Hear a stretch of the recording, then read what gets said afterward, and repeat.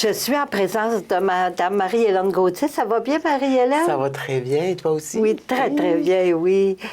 On va parler de Noël. Pour les gens qui sont seuls durant la période des fêtes puis qui sont malheureux, qu'est-ce qu'on peut faire pour eux? Bien, je vais dire ce que nous, on fait au niveau de Service Plus, le maintien à domicile, c'est qu'on a ceux qui sont rejoints par les intervenantes de milieu, on va aller les rencontrer le 25 décembre. On va aller les voir, on va aller leur porter, aller leur souhaiter le joyeux Noël.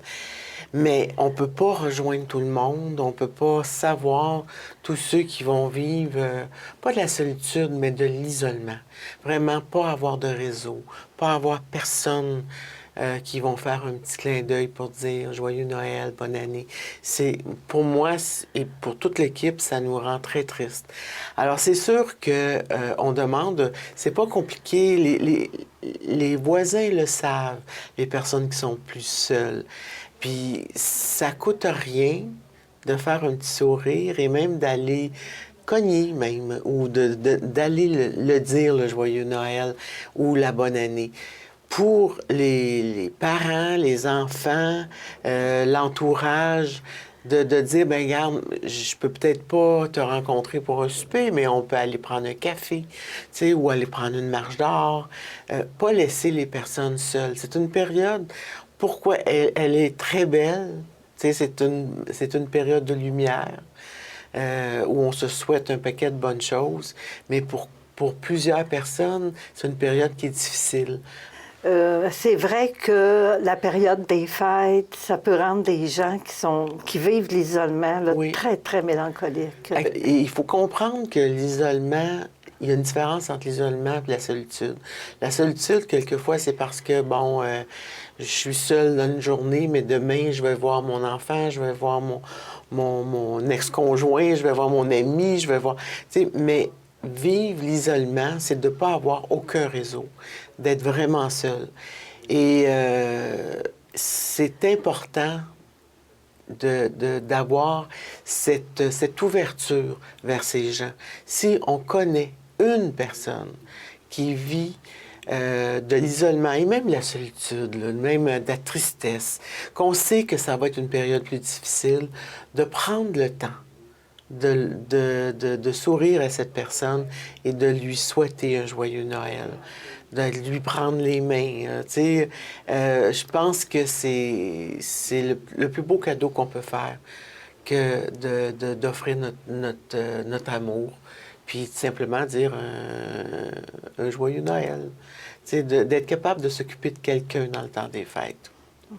J'ai des exemples, je pourrais donner des exemples de personnes qui vont porter des soupes, d'autres vont porter du sucre à crème. Ou d'autres, j'ai déjà vu de dire je vous amène dans ma famille. Toutes sortes d'exemples, du plus simple au plus grand, là, de faire un paquet de choses pour les personnes qu'on sait isolées. Mais c'est le plus beau cadeau qu'on peut se faire et faire à l'autre, de dire que je vous vois et j'ai le goût de vous dire un joyeux Noël, de passer de belles fêtes malgré tout. C'est touchant, ça, hein? Très touchant. Justement, des fois, on n'ose pas, hein? On soupçonne que quelqu'un est seul. Puis, mais c'est de passer, comment qu'on peut faire pour se dire, bon, ben là, il faudrait quasiment que j'aille, mais qu'on n'ose pas. Comment qu'on peut passer par là-dessus?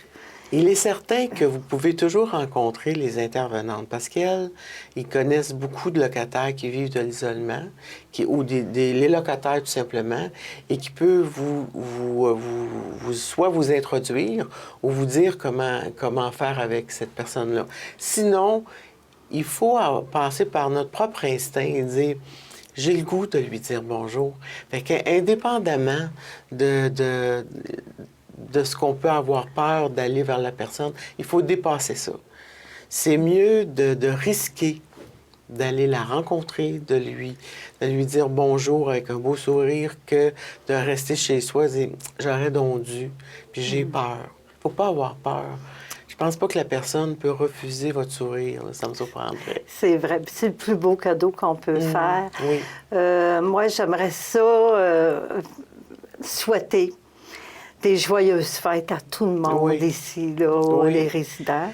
Bien, moi, c'est important de parler au nom de Gestion du Trois-Pignons, au nom de Service Plus, au nom du maintien à domicile et en mon nom, de souhaiter un joyeux Noël aux locataires. On sait qu'on vit toutes sortes de choses et c'est important de se le souhaiter, de souhaiter un Noël de lumière et une bonne et heureuse année 2015. Oh oui. Qu'elle soit la plus fructueuse, la plus joyeuse et qu'on puisse se permettre souvent d'avoir un sourire sincère à la vie. Oui, bien, merci beaucoup, Marie-Hélène. Puis je te souhaite aussi de joyeuses fêtes, puis une très belle année. Merci beaucoup à toi aussi. Merci.